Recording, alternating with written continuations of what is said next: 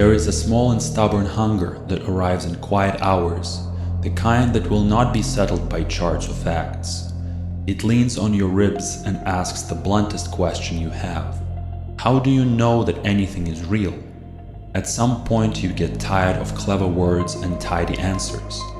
Tired of others lecturing you about nothing but their own convictions. So you sit still with the limits of knowing, seeing if you can learn how a life worth living can arise inside that uncertainty. We build houses out of certainties. We name them carefully with words like gravity and causality. The words become methods that pull meaning from chaos. They give us medicine and music and the ability to cross from want into craft. Yet even the most honest of tools rest on a quiet act of faith. To call the world orderly, you must first assume that order is possible. To measure, you must believe in measurement.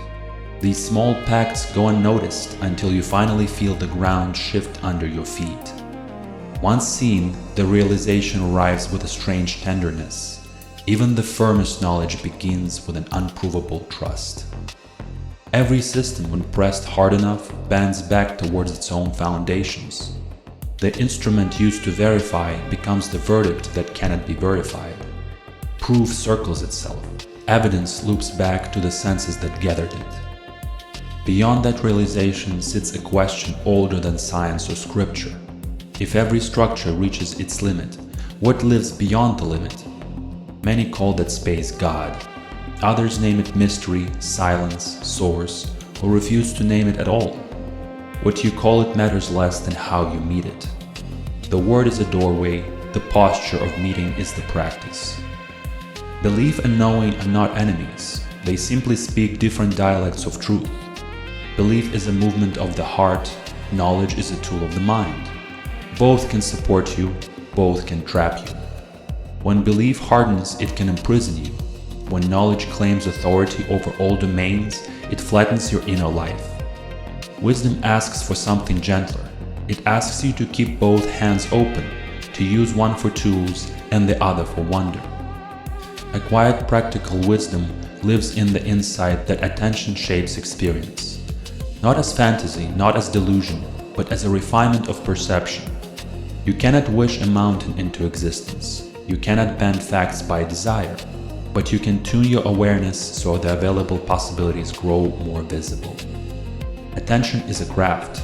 It has lineage and method. It changes the angle through which moments enter you.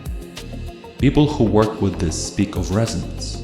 They mean that a life trained to notice begins to respond with elegant small alignments, subtle movements that feel miraculous only because you were once too distracted to see them. This resonance is not magic but intimacy with experience. Skeptics are right when they say that inner experience is subjective, yet they are mistaken if they believe subjectivity cancels truth.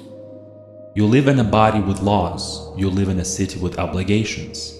Other minds intersect yours and shape the texture of your days. The art is to hold two truths side by side.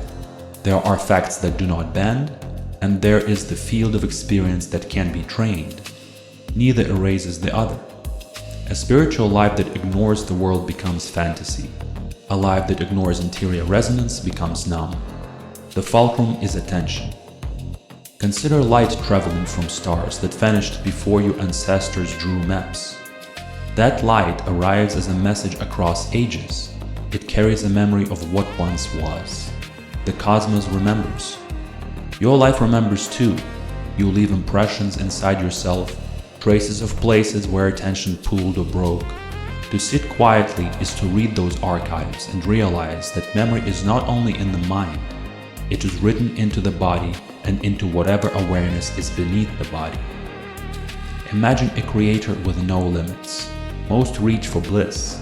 Some recoil at the thought of endless pleasure. The interesting question is not what you would choose, but what happens when nothing outside you resists. What remains of you, what grows, what collapses. The truth is simple enough to unsettle anyone. To hold bliss requires inner strength, not fantasy. To shape your reality in any meaningful way requires character built patiently from attention, doubt, curiosity, and tenderness. skepticism is useful until it hardens into armor. Then it blocks the very wonder that makes life luminous. There is a different courage. It doesn't abandon reason, it simply refuses to let fear of foolishness eclipse the possibility of grace. A life that stays porous grows. A life sealed shut with certainty does not. Ask the blunt questions. Use your tools wisely. Walk with humility across shared ground. Then cultivate the interior practices that bring clarity and widen your sense of presence. This is where knowledge and faith find a room large enough to sit side by side without accusation. The house you build here will not be flawless. It will breathe.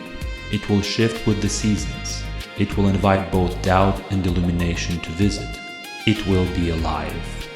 And if you have grown weary of tidy answers, then perhaps this house, imperfect and spacious as it is, will be enough to keep the heart awake.